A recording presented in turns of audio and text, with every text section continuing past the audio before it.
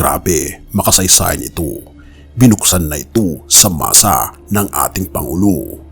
Ano ito at bakit pwede nang magsumbong direkta sa Pangulo? Lagot na ang mga abusado.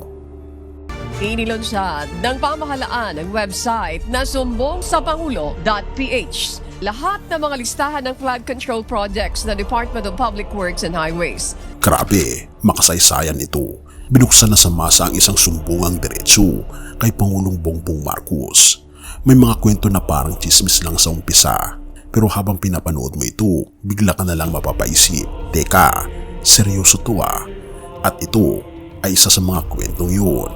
Kasi may bagong pintuan na binuksan, hindi sa palasyo, hindi sa barangay hall, kundi sa mismong harap ng iyong cellphone o computer. Pero bago natin puntahan yan, isipin mo muna, ilang beses ka na bang nainis sa mga proyektong dapat proteksyonan ka, pero sa halip, para bang nilubog ka, lalo sa problema? Mga flood control projects na dapat ay depensa sa baha, pero nauuwi sa, teka lang, wag muna. Isang sumbungang diretso sa Pangulo. Noong inulunsad ni Pangulong Ferdinand Bongbong Marcos Jr. ang website na sumbongsapangulo.ph, parang kumislap ang isang bagong pag-asa sa mga mata ng maraming Pilipino. Pero dahil dito, pwede ka na magsumbong direkta sa Pangulo tungkol sa mga anomalya sa flood control projects sa iyong lugar. Pero hindi lang ito basta-basta online form dahil sinabi ng Pangulo na siya mismo ang magbabasa ng reklamo mo. Oo, hindi ka nagkakamali sa nabasa mo, siya mismo. Paano gumagana? Kunyari, gusto mong i-check kung yung proyekto sa barangay mo ay tapos na o tapos-tapusin lang sa papel. Pumunta ka lang sa website, i-type ang barangay, bayan, probinsya, kontratista o pangalan ng proyekto. At hindi lang basta listahan ang makikita mo, may filters pa. Pwede mong piliin ang rehiyon, uri ng trabaho at taon kung kailan ginawa. Pagkatapos lalabas ang lahat, gastos, kontratista, petsa ng pagkumpleto. Pero may mas matindi pa dito, makikita mo mismo. Meron ding interactive map na parang Google Maps ng mga flood control projects.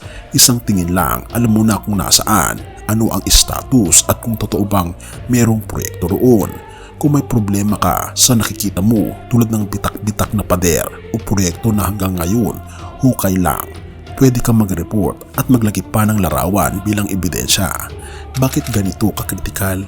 Sabi ng Pangulo, kailangan malinis ang gobyerno sa mga korap. Aminado siya, baka may masagasaan kahit ang mga taong malalapit sa kanya. Pero mas mahalaga raw sa kanya ang kapakanan ng taong bayan, kaya ito ang uunahin niya. Pero isipin mo, kung lahat ng Pilipino ay aktibong gagamit ng sumbong sa pangulo.ph, ilang proyekto kaya ang mabubuking? Ilang opisyal kaya ang matutulog ng hindi mapakali? Ang tanong ngayon, alam mo na pwede kang magsumbong diretso sa Pangulo. Alam mo na rin na transparent na ang listahan ng mga flood control projects. Pero gagawin mo ba? Dahil minsan, mas madali ang manahimik. Pero ngayon, mas madali na rin magsalita. Kaya kung sawa ka na sa palpak, sa ghost projects, at sa paulit-ulit na baha, nasa iyo kaibigan ang susi. At nais mo bang buksan? Nasa link sa baba kung nais mo itong buksan. Kung sa bansa natin ay may sumbungan diretso sa presidente, sa buhay natin meron ding mas dakilang sumbukan. Isang pintuan na hindi nagsasara, isang tinig na laging handang makinig, at isang hari na higit pa sa lahat ng hari sa mundo. Sabi sa Mateo 11 verse 28, lumapit kayo sa akin, kayong lahat na nahihirapan at lubhang nabibigatan sa inyong pasanin, at kayo'y bibigyan ko ng kapahingahan. Oo, ang ating Panginoon Jesus ang tunay na Panginoon at tagapagligtas. Kung ang sumbong sa pangulo.ph ay makakapag-ayos ng proyekto sa bayan, ang ating Panginoon Jesus ay kayang ayusin ang pinakamalalim na problema ng ating puso. Doon, hindi lang reklamo ang tinatanggap, kundi pati ang iyong luha, sakit at pag-asa.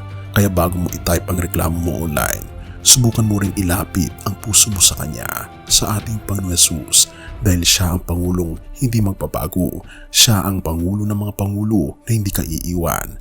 Siya ang Hari ng mga Hari na laging sasagot sa iyo. Purihin ang ating Panginoong Diyos at tayo manalangin. Ama naming Diyos na makapangyarihan sa lahat, kami po lubos na nagpapasalamat sa iyo na hindi na po kailangan ng anumang website, o anumang cellphone na kapag lumapit po kami sa inyo ng buong puso ay papakinggan po ninyo ang aming mga panalangin. Kami po ay lumalapit sa iyo o aming Panginoon Diyos. Tanggapin niyo po kami. Tanggapin po ang aming mga makasalanang pagkatao, ang aming mga luha, hinahing, ang mga problema ng bawat isa. Tulungan niyo po kami, Panginoon, na maresolba ang lahat ng mga ito. Mapatatag po kami at laging magtiwala ng higit sa inyo. Salamat, Panginoon Diyos, na kahit hindi po namin nakikita ang anumang mga solusyon, kayo po ang solusyon ng lahat ng problema. Ang aming Panginoon Jesus ang siya po magbibigay sa amin ng peace of mind, sapagkat kung kami po ay nasa aming Panginoon Jesus, wala pong problema. Salamat po, Panginoon Diyos, sa inyong pong pag-ibig sa amin at sa paggabay. Inyo pong alagaan ang aming bansa, ang lahat ng mga tao sa mundo, at tulungan kaming ilapit ang aming puso lagi sa inyo, o aming Panginoon Diyos, at magpasakop sa iyo. Pinupuri po namin kayo at pinapasalamatan, o aming Panginoon Diyos, sa inyo pong kabutihan sa amin, at patnubayan niyo po kami, at patawarin po kami sa lahat ng aming mga pagkukulang at pagkasala, at tanggapin niyo po kami bilang inyong mga anak, at pakalinisin po kami. Salamat po sa pagdinig ng aming mga panalangin. Ito po ang aming samot hiling sa matamis na pangalan ng aming Panginoon Jesus. Amen.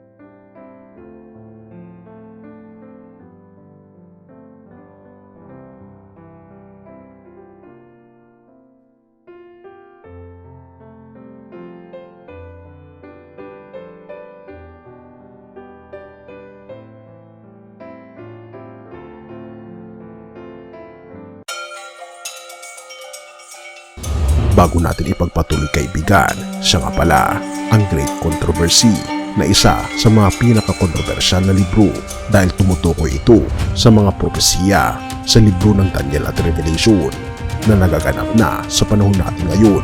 Bago ang pagdating ng ating Panginoong Diyos ay pinamimigay na namin ng libre sa pamamagitan ng PDF, at ito ay nasa limited lamang na panahon. Kaya i-click mo sa description sa baba upang ma-avail mo, kaibigan, ang napaka-importanteng libro ito na magbubukas sa iyo sa mas maliwanag mong hinaharap. Purihin ang ating Panginoon Diyos at tayo magpatuloy.